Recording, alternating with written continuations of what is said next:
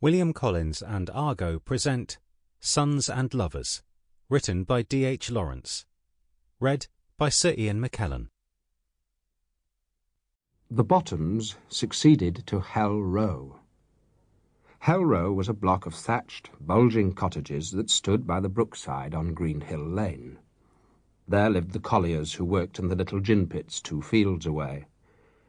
The brook ran under the alder trees, scarcely soiled by these small mines, whose coal was drawn to the surface by donkeys that plodded wearily in a circle round a gin. And all over the countryside were these same pits, some of which had been worked in the time of Charles II, the few colliers and the donkeys burrowing down like ants into the earth, making queer mounds and little black places among the cornfields and the meadows.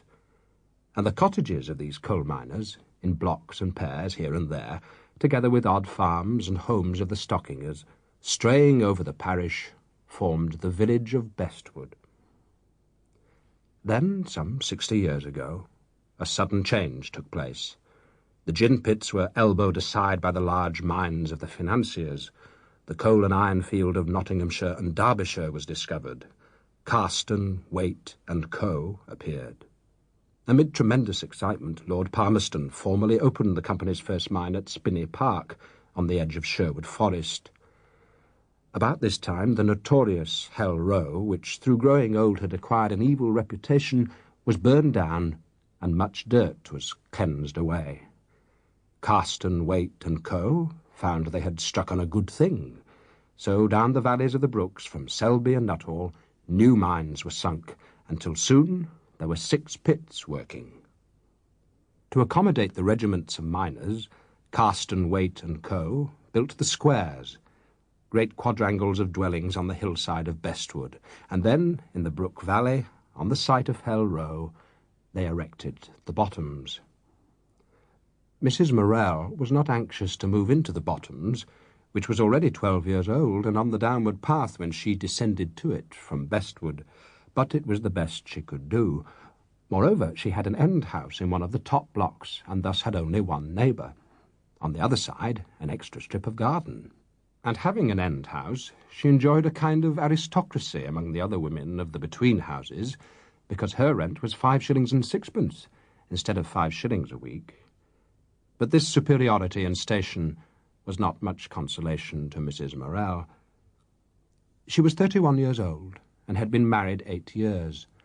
A rather small woman, of delicate mould but resolute bearing. She shrank a little from the first contact with the Bottoms women. She came down in the July, and in the September expected her 3rd baby. Her husband was a miner. They had only been in their new home 3 weeks when the wakes, or fair, began. Morrell, she knew, was sure to make a holiday of it. He went off early on the Monday morning, the day of the fair. The 2 children were highly excited.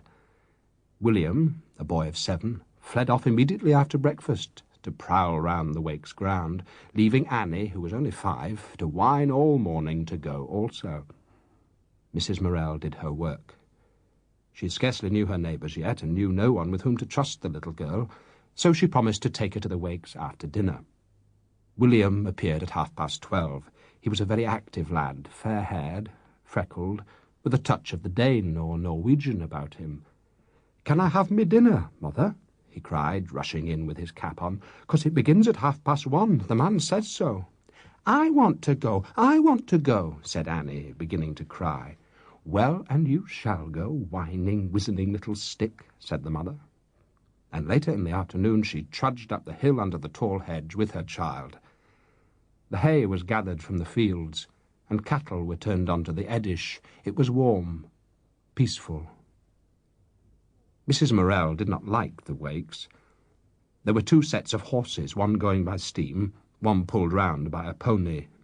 3 organs were grinding, and there came odd cracks of pistol shots, fearful screeching of the coconut man's rattle, shouts of the Aunt Sally man, screeches from the peep-show lady.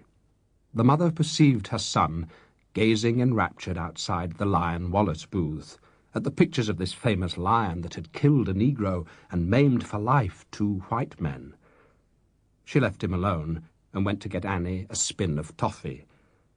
Presently the lad stood in front of her. Sample complete. Ready to continue?